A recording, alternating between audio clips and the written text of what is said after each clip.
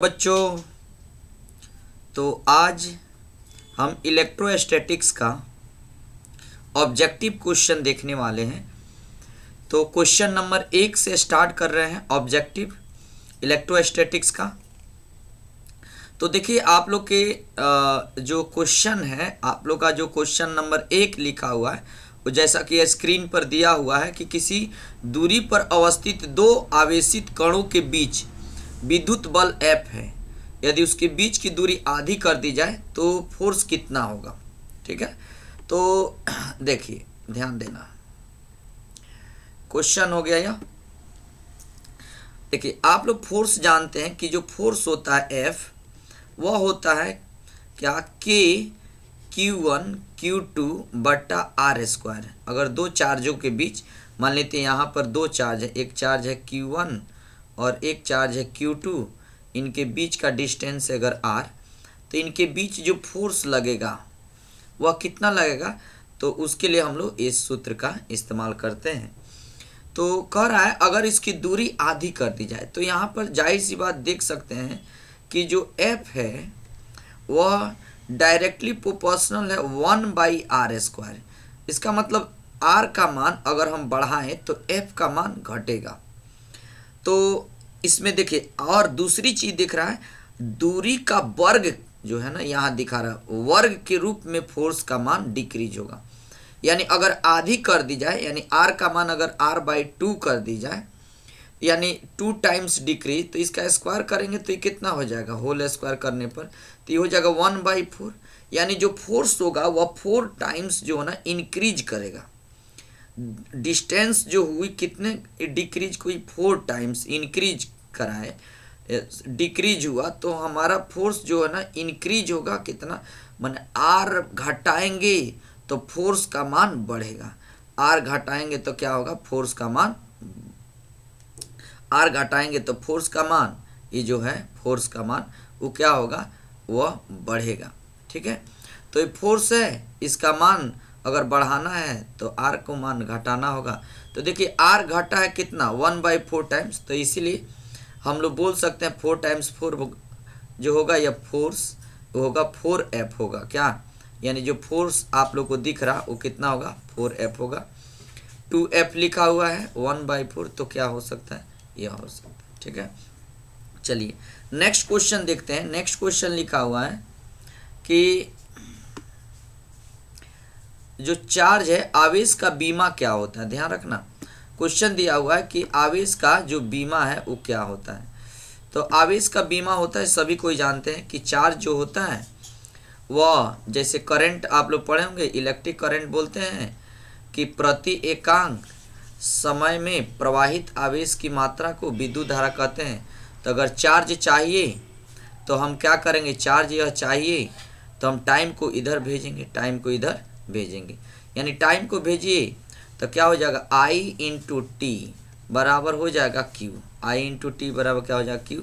I का मतलब ampere, time का मतलब T, यानी A इंटू टी, यानी चार्ज का डायमेंशन हो जाएगा क्या, I इंटू टी।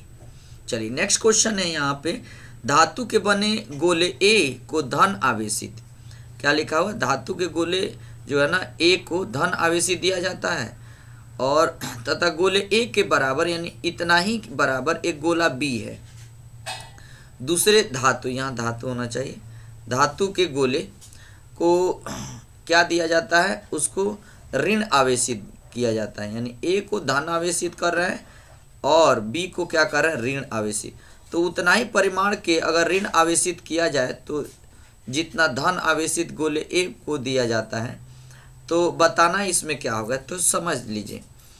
मान लेते यह गोला A है, ठीक है, इतना ही जो शेप है, इतना ही मास का एक गोला B है, इसको हम क्या कर रहे हैं, धन आवेशित दे रहे हैं। तो इसका मतलब है कि अगर इसको हम धन आवेशित दे रहे हैं इसको, तो इसका मतलब होगा कि इसमें से इलेक्ट्रॉन को, इसमें से किसको, इलेक्ट्रॉन को बाहर निकाल रहे हैं, इलेक्ट्रॉन को क्या कर रहे हैं, बाहर निकाल रहे हैं। तो अगर इलेक्ट्रॉन को बाहर निकालेंगे तब ही बाबू यह प्लस पॉजिटिव चार्ज होगा। यह कैसा चार्ज होगा, पॉजिटिव चार्ज होगा, यानी इसमें से इलेक्ट्रॉन निकल रहा है। अच्छा, इसको अगर ऋण आवेशित करना है, यानी इस पर माइनस चार्ज आना चाहिए। क्या, कौन सा चार्ज? Minus charge. तो इसमें क्या करेंगे? इलेक्ट्रॉन को लाएंगे। इस पर क्या करेंगे? इलेक्ट्रॉन को लाएंगे। तो इलेक्ट्रॉन को लाएंगे तो मास जो होगा, मास इसका क्या होगा? इंक्रीज करेगा, बढ़ेगा। यहाँ से इलेक्ट्रॉन निकलेगा तो मास क्या होगा? डिक्रीज, यानी मास घटेगा। तो ए का मास घट रहा है और बी का मान बढ़ रहा है। तो देखिए इसमें लिखा है ए का और बी का द्रव्यमान अभी भी वही रहेगा, यह गलत है। एक गोले ए का द्रव्यमान बढ़ेगा, इसे गलत है, दिख ही रहा है। बी का द्रव्यमान घटेगा, ये भी गलत है। तो गोले बी का द्रव्यमान क्या होगा? बढ़ेगा, ऐसा है, ठीक है। तो यह सही हो जाएगा। क्या, अब क्वेश्चन नंबर 4 देखिए। क्वेश्चन नंबर 4 है कि चित्र में जो दिया गया है, चित्र में यहाँ पर थोड़ा सा देख लेना। यहाँ पर जो चित्र दिया हुआ है, यहाँ क्यू चार्ज है, यहाँ भी चार्ज क्या है? क्यू है, यहाँ चार्ज क्यू है और यहाँ चार्ज भी क्यू है, ठीक है। कह रहा है कि अगर क्यू पर फोर्स का मान अगर 0 हो तो बताना है, इसमें थोड़ा सा मिस्टेक है। यदि आवेश क्यू पर प्रभावी 0 हो तो मान बताना क्या कि क्यू बाई क्यू का वैल्यू कितना होगा, व्हाट, ठीक है। चलिए काम करते हैं। चलिए, अगर इस पर फोर्स हमको 0 करना है तो सीधी सीधी बात देखिए, यह वही चार्ज है, यहाँ भी वही चार्ज है। तो ये दोनों अगर सेम चार्ज हैं तो ये रिपल्सन फोर्स लगाएंगे इस डायरेक्शन में, इधर फोर्स लगाएंगे, ठीक है। तो अगर इस चार्ज के द्वारा अगर फोर्स इस डायरेक्शन में लगता है तो ध्यान रखना होगा कि इस डायरेक्शन में अगर हम फोर्स लगाएं और यह चार्ज इस डायरेक्शन में फोर्स लगाए तो रिजल्टेंट जो फोर्स होगा इधर होगा, ई और इस चार्ज के वजह से। तो ऐसा कब फोर्स लगाएगा इस डायरेक्शन में? जब यह माइनस चार्ज होगा। जब यह चार्ज जौन है वो कैसा होगा? यहाँ जो क्यू चार्ज है वो कैसा होगा? नेगेटिव चार्ज होगा। और यहाँ भी चार्ज जौन होगा नेगेटिव होगा। तो देखिए हमको क्यू बाई क्यू का वैल्यू निकालना है, तो देखते चलना।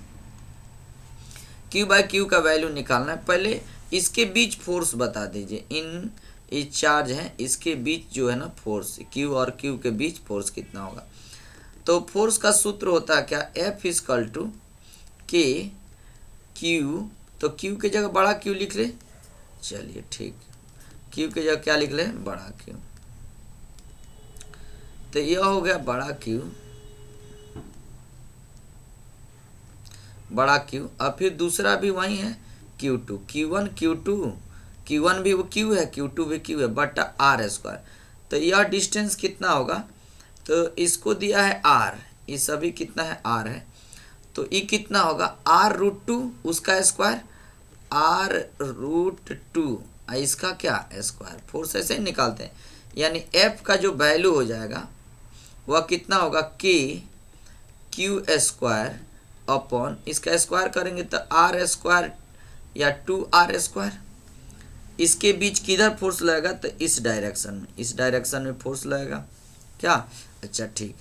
ये दोनों के द्वारा फोर्स कितना लगेगा? इसके द्वारा और इसके द्वारा।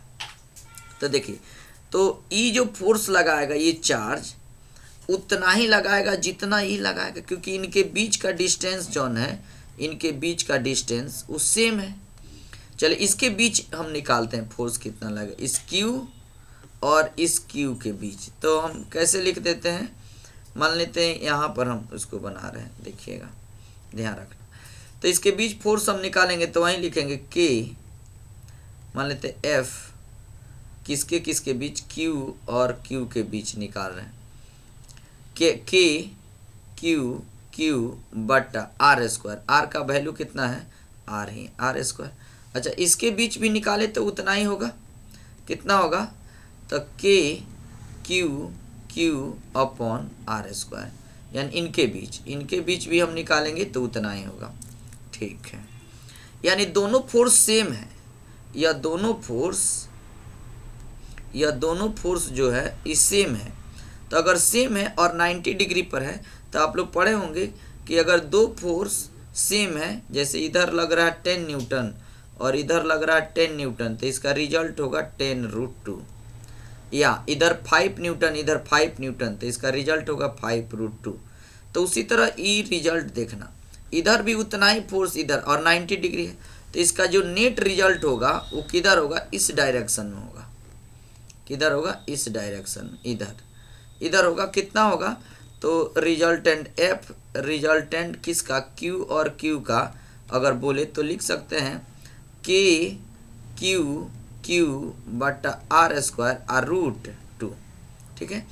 अच्छा, इस पर कह रहा है कि नेट रिजल्ट जो है शून्य हो, का मतलब जो ये फोर्स आया है इधर की ओर इस डायरेक्शन में जितना आया है उतना ही इस डायरेक्शन में हो, और ई डायरेक्शन में फोर्स कितना है यहाँ दिख रहा होगा। तो यह फोर्स और यह फोर्स इक्वल होना चाहिए। ठीक, तो हमें क्यू और क्यू बटा क्यू का वैल्यू भी मिल जाएगा। ठीक, तो चलिए हम इसको बराबर करते हैं। ठीक है, तो बराबर करेंगे यानी कि क्यू बटा आर स्क्वायर आर रूट 2 ये बराबर होगा के, ऊपर वाला कौन फोर्स है, ई वाला, के क्यू स्क्वायर बटा 2r स्क्वायर। ठीक है, 2r स्क्वायर, के से के कट गया। अच्छा, एक क्यू से एगो क्यू गया, आर स्क्वायर, तो यहाँ बचा एक क्यू, सॉरी यहाँ बचा एक क्यू, चलिए इधर बचा एक छोटा क्यू, तो इस दो को उधर भेजिए, तो ये जगह 2√2, इधर क्या हो बचा एक क्यू और एक क्यू यहाँ है, इसको भेज दी तो बट्टा में हो गया, यानी क्यू बाई क्यू का वैल्यू हो गया 2√2। तो हमारा आंसर जो हो जाएगा यहाँ पर बी नंबर ऑप्शन दिख रहा होगा 2√2। ठीक, आंसर नंबर बी यानी ऑप्शन बी हो गया। नेक्स्ट क्वेश्चन है, जब किसी वस्तु को आवेशित किया जाता है, ध्यान रखिएगा, जैसे मान लीजिए एक गोला है ए, इसको हम चार्ज कर रहे हैं। ठीक है, तो हम किसी भी बॉडी को दो तरह से चार्ज कर सकते हैं। एक तो इसमें से इलेक्ट्रॉन निकाल के, जब इलेक्ट्रॉन निकालेंगे तो यह पॉजिटिवली चार्ज होगा।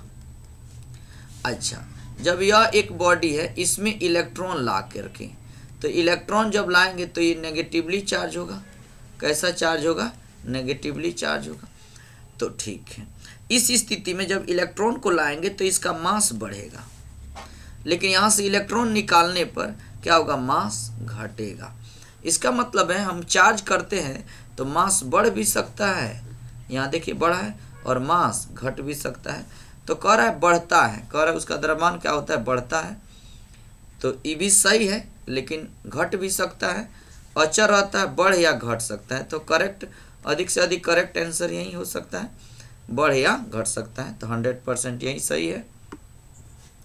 नेक्स्ट क्वेश्चन है कि ई विद्युत क्षेत्र में लंबवत रखे विद्युत द्विध्रुव आघूर्ण P है। देखिए सुनिए, यहाँ क्वेश्चन दिया हुआ कि आघूर्ण जो है P है तो स्थिति ऊर्जा शून्य हो रहा है, मतलब थोड़ा सा समझिए।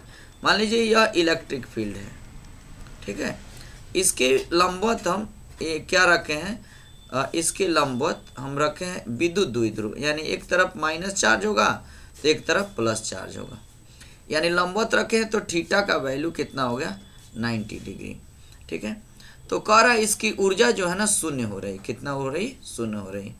तो ऐसे भी एनर्जी जो है ना वह स्केलर क्वांटिटी है और डॉट प्रोडक्ट है, तो उसका वैल्यू जो होता है ना एनर्जी का जो होता है वो होता है वेक्टर P डॉट E।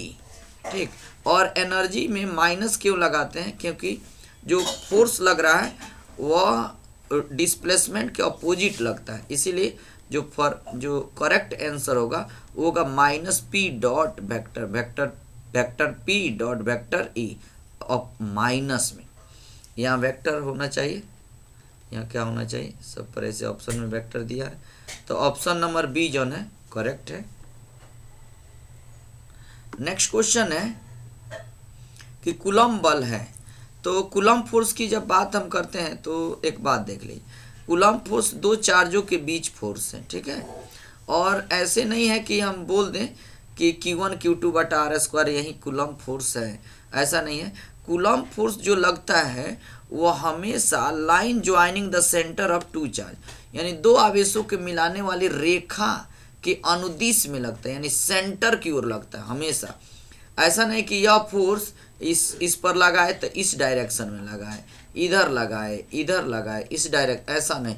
कभी भी यह चार्ज अगर मान लीजिए Q1 है या Q2 है, तो Q1 अगर फोर्स इस पर लगा रहा है तो हमेशा सेंटर की ओर लग रहा है, यानी कूलम्ब फोर्स जो है ना एक तरह का सेंटर फोर्स है, और चार्ज है तो इलेक्ट्रिक फोर्स है, यानी इसमें से ए और बी जो है ना करेक्ट आंसर होगा, क्योंकि सेंट्रल फोर्स भी है और विद्युत फोर्स भी है। ठीक है, नेक्स्ट क्वेश्चन जो है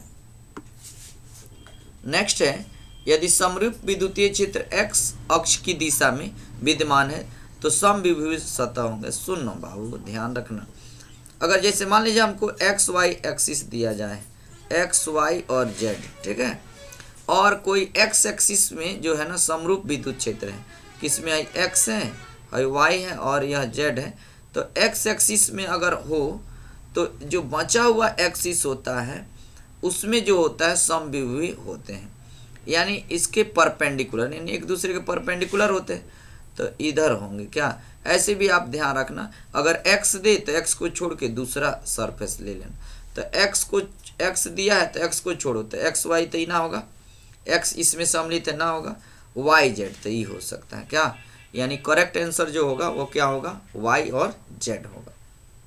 क्लियर।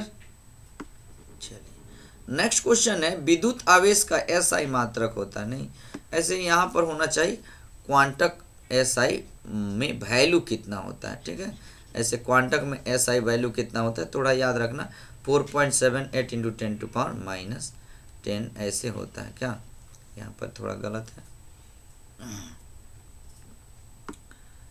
स्थिर विद्युत क्षेत्र होते हैं, स्थिर विद्युत क्षेत्र जो होते हैं संरक्षित होते हैं, याद रखिएगा, स्थिर विद्युत क्षेत्र क्या होते हैं, संरक्षित होते हैं, क्योंकि आप लोग ऐसे ऊर्जा संरक्षण का भी सिद्धांत पढ़े होंगे। देखिए यहाँ दिया जो क्वेश्चन है, एक एकांक चालक के लिए निम्न में से कौन सा अनुपात अचर है, अचर कौन है, ठीक है, यानी कौन सा परिवर्तित नहीं हो सकता है, तो कुल आवेश बटा विभव, दिया गया आवेश बटा विभवांतर, तो विभवांतर जो होता है ना वह चेंज हो सकता है क्या, लेकिन विभव जो होता है ना वह चेंज नहीं होता है, तो यह और यह ऑप्शन तो गलत है, तो ऑप्शन नंबर 1 जो है ना करेक्ट है। ठीक है, चलिए नेक्स्ट क्वेश्चन है, यहाँ पर क्वेश्चन जो है नेक्स्ट वह थोड़ा सा मिसप्रिंट है। चलिए नेक्स्ट क्वेश्चन पर आते हैं, कह रहे एक विद्युत द्विध्रुव दो विपरीत आवेश हैं, ऐसे विद्युत द्विध्रुव होते हैं तो इस पर आवेश विपरीत हो भी करते हैं, एक पर माइनस होता है एक तरफ तो एक तरफ प्लस होता है, लेकिन सेम चार्ज होते हैं, जैसा कि यहाँ दिया हुआ है, यहाँ पर है 3.2 इंटू 10⁻90 यहाँ पर कूलम है, और यहाँ पर देखिएगा यहाँ अगर पॉजिटिव है तो यहाँ क्या होगा, नेगेटिव होगा। ठीक है, ऐसे कर लेते हैं, 3.2 इंटू 10⁻90 कूलम में सेम चार्ज है, और इनके बीच का डिस्टेंस यहाँ दिया हुआ देख लीजिए, तो कह रहा विद्युत द्विध्रुव होगा, तो ऐसे भी आप लोग विद्युत द्विध्रुव P बराबर होता है 2Lq, सुनते चलना, विद्युत द्विध्रुव यानी P बराबर होता है 2Lq, तो 2L का मतलब इसका लेंथ दिया है, यानी जब हमको P निकालना है देखिएगा तो हम कैसे बैठा 2L का मान कितना है 2.4 इंटू 10⁻10,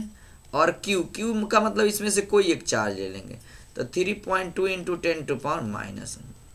तो ऐसे देखिए ऑप्शन से हम लोग ऑप्शन देख कर आंसर लाएंगे। पहले यहाँ देखिए, यहाँ दिया हुआ है 10 के पावर -10 है, यहाँ 19 है, तो इसका पावर अगर ऐड हो तो ये 10 के पावर -29 हो गया, माने 29 होगा, और इसको गुना करेंगे, तो इसको जब गुना करेंगे तो पहले इसको मिलाइए कि किस ऑप्शन का मान 10 के पावर -29 दिया हुआ है, तो इसमें देखिए इसमें दिया है 10 के पावर 27, तो ये गलत है, यह 29 दिया है, यहाँ 29 दिया है, तो जब उसको गुना करेंगे तो वो आ जाएगा 7.68 इंटू 10⁻29, ऐसे यहाँ आप देख सकते हैं, यहाँ गुना करने पर किसको गुना करने पर इसको, यहाँ पर जब गुना करेंगे यहाँ इसको तो आ जाएगा कितना 7.68 इंटू 10⁻, तो गुना कर लीजिएगा, ऐसे P बराबर याद रखिएगा 2Lq होता है क्या, विद्युत द्विध्रुव आघूर्ण। चलिए नेक्स्ट क्वेश्चन है, आवेशी चालक की सतह के किसी बिंदु पर विद्युत क्षेत्र तीव्रता, सुनिए देखिए, किसी आवेशी चालक के सतह के किसी बिंदु पर विद्युत क्षेत्र की तीव्रता, देखिए बाहर की ओर तीव्रता निकालनी है, तो तीव्रता बाहर की ओर तो कभी शून्य नहीं होती है, स्पर्श होती है, ऐसा नहीं है 45 उसके लंबवत। ऐसे तीव्रता जो होती है हमेशा लंबवत होती है, ठीक है। तो लंबवत पर जो होगा ऑप्शन नंबर बी वही सही है। दो देखिए नेक्स्ट क्वेश्चन है, दो बिंदु आवेश पहले y में रखा गया है और फिर k परावैद्युतांक वाले माध्यम में रखा जाता है, तो उनके बीच लगने वाले बलों का अनुपात क्या होगा। ठीक है, यहाँ देखिए अच्छी बात है, अनुपात निकालना है फोर्स। तो पहले अगर हम हवा में रखते हैं तो फोर्स का मान कैसे लिखेंगे, 1/4 pi epsilon naught Q1 Q2 by r square, ठीक है, हवा के लिए है। अच्छा, के पारावैद्युत मान लीजिए एयर में अगर एफ के पारावैद्युतांक में, तो क्या लिखेंगे 1/4 पाई एप्सिलॉन नॉट इंटू के, क्या लिखेंगे Q1 Q2 by r square, ठीक है।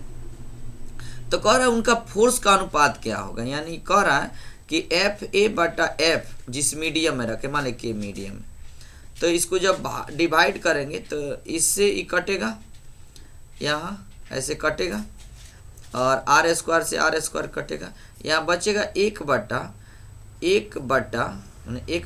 ही है का मतलब 1 डिवाइड बाई कितना 1/k, तो k जब ऊपर जाएगा तो ये हो जाएगा k/1 का मतलब k अनुपात 1, यानी फोर्स हवा और किसी मीडियम की जब रेशियो किया जाए तो k अनुपात 1 हो जाएगा। कितना हो जाएगा k अनुपात 1। तो ऑप्शन नंबर जो बी है वो बिल्कुल करेक्ट है, देख सकते हैं आप लोग। नेक्स्ट है कि किसी विद्युत रोधी माध्यम का परावैद्युतांक होता है, सुनते चलिए।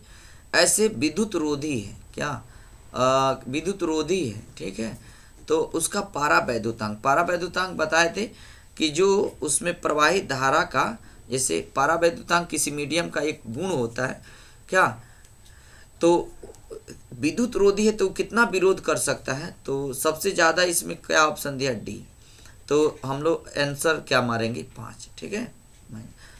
नेक्स्ट क्वेश्चन है 17 नंबर क्वेश्चन है, धातु का परावैद्युतांक होता है, तो धातु का जो परावैद्युतांक होता है वो अनंत होता है। कितना होता है, अनंत।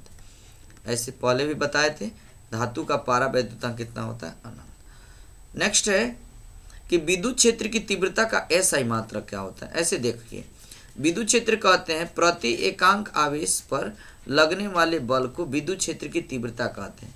तो फोर्स चार्ज का कूलम, तो फोर्स पर कूलम, यानी जो इलेक्ट्रिक फील्ड इंटेंसिटी विद्युत क्षेत्र की तीव्रता की एसआई मात्रक होती वह कितनी हो जाएगी, न्यूटन पर कूलम। न्यूटन पर कूलम ऑप्शन नंबर ए बिल्कुल करेक्ट। नेक्स्ट क्वेश्चन है, दो बिंदु आवेश वायु में परस्पर दूरी पर स्थित है, आर दूरी पर, यहाँ थोड़ा सा मिस्टेक, परस्पर आर दूरी पर स्थित है और एक दूसरे पर एफ बल लगा रहे हैं, ठीक है।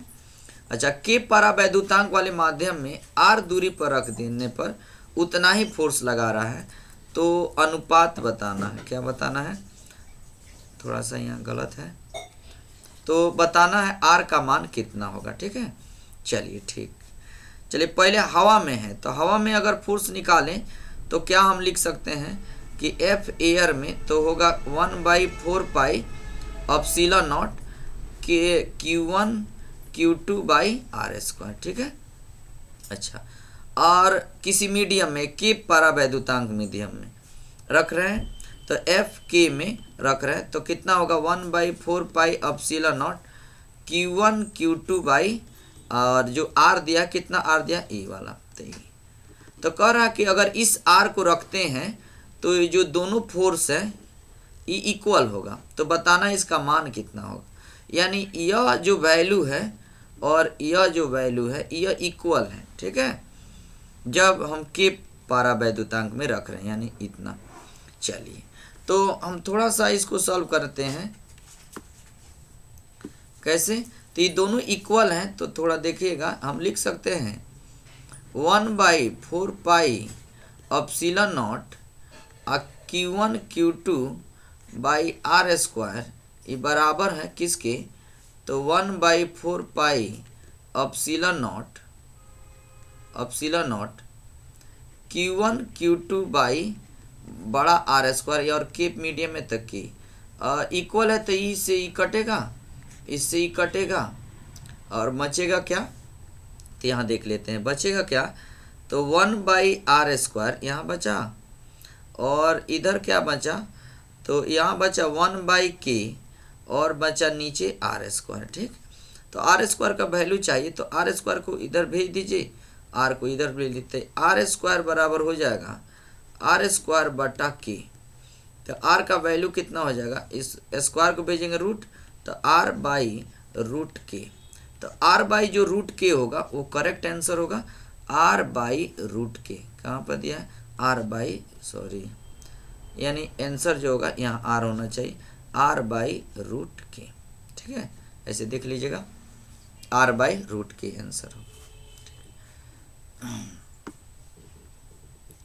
चलिए नेक्स्ट क्वेश्चन है कि विद्युत क्षेत्र E और V के बीच संबंध होता है। तो E और V के बीच संबंध एक बताए थे, क्या संबंध आया था, तो E बराबर होता है -dV/dx। ऐसे आप लोग को प्रूफ भी किए होंगे कि E बराबर होता है -dV/dx। तो जहाँ ऐसा दिखे E बराबर -dV/dx, EX ऐसे इसमें नहीं है, लेकिन यहाँ होना चाहिए, मिस्टेक है थोड़ा प्रिंटिंग में, टाइपिंग में। तो E बराबर -dV/dx, जैसे देखें, मान लीजिए इसमें हम माइनस लगा देते, करेक्ट आंसर यहाँ होगा, यहाँ लगा सकते हैं तो ये भी हो सकता है, लेकिन क्या होगा, E बराबर -dV/dx। अब देखिए नेक्स्ट क्वेश्चन है, यदि किसी खोखले गोले के चालक को धन आवेशित किया जाता है तो उसके भीतर का विभव होता है। ठीक है, अगर धन आवेशित करते हैं तो वह क्या होता है, धनात्मक रूप से होता है। ठीक है, शून्य तो नहीं होगा, क्योंकि इलेक्ट्रिक फील्ड इंटेंसिटी, विद्युत क्षेत्र की तीव्रता शून्य होती है अंदर की ओर किसी खोखले, लेकिन धनात्मक अगर आवेशित देते हैं तो धनात्मक होगा और समरूप रूप से हो जाएगा, क्योंकि गोला है। ठीक है, तो ऑप्शन नंबर बी जो होगा बिल्कुल करेक्ट होगा। आज इतना ही।